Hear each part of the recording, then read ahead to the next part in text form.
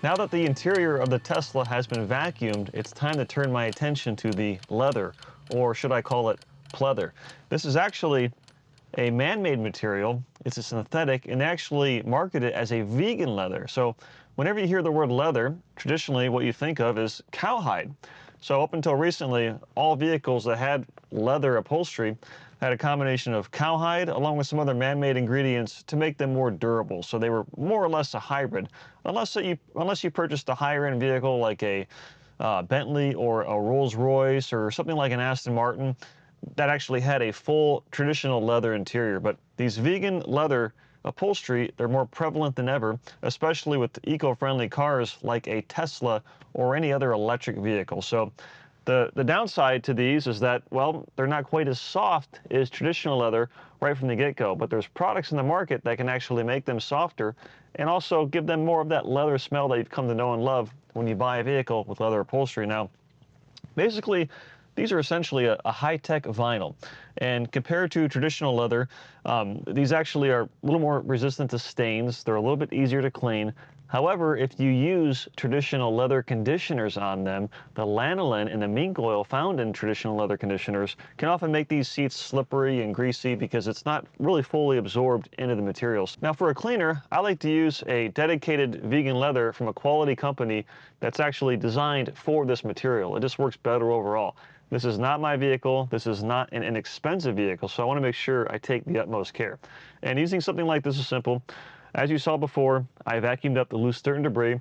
Simply take the cleaner, shake it up, and spray it directly onto the material. And what's nice about these vegan leather cleaners is the high quality ones can also be used on traditional leather as well. So this product smells great, and it's not going to cause any harm to the vegan leather in this vehicle.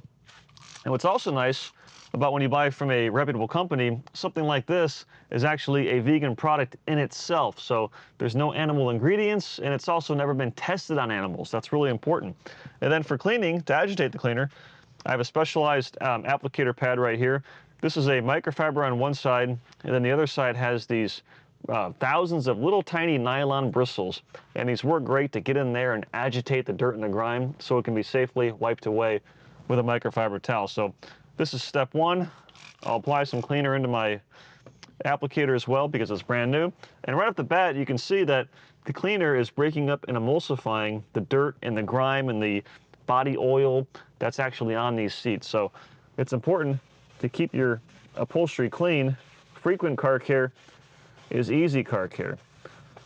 So all it takes is a few passes, and the cleaner combined with the specialized applicator removes the ground-in dirt and grime so it can be safely wiped away.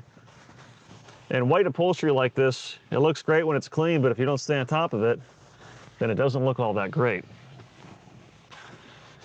And what's especially nice with this product is that you can also use it on the door panels as well. The dashboard, this particular Tesla, on the actual door panels, there's some scuff marks from when the owner gets out of the vehicle. His shoes clearly hit it.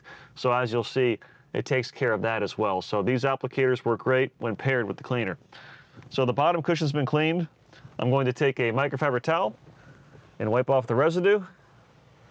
And the seats are much cleaner now. And like I said, it smells great. And if you have sensitive skin, you'll appreciate products like this that are plant-based and eco-friendly because, like me, I have real sensitive skin and they don't bother me.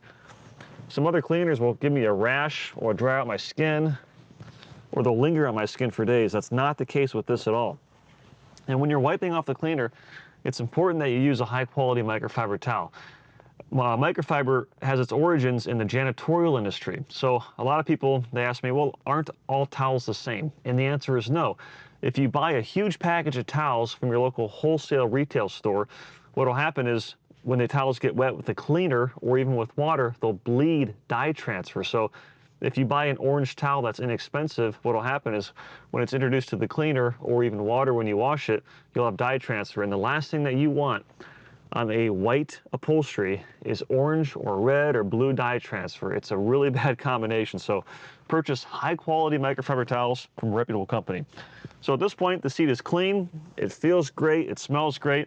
The next step is to apply a conditioner, specifically a conditioning sealant. So what this will do is it's going to leave the seat feeling soft and supple, and it's also going to put a water and dirt resistant barrier of protection on the seat as well. It'll keep it much cleaner, and it'll stay flexible over time and give you UV protection. So simply apply it with a microfiber applicator pad, and this is white in color.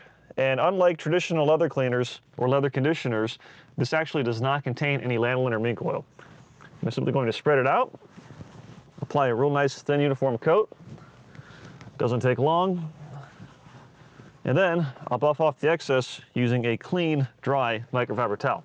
So I'm going to finish the rest of this leather upholstery. Up next will be floor mat care, how to clean and rejuvenate. So stay tuned for more.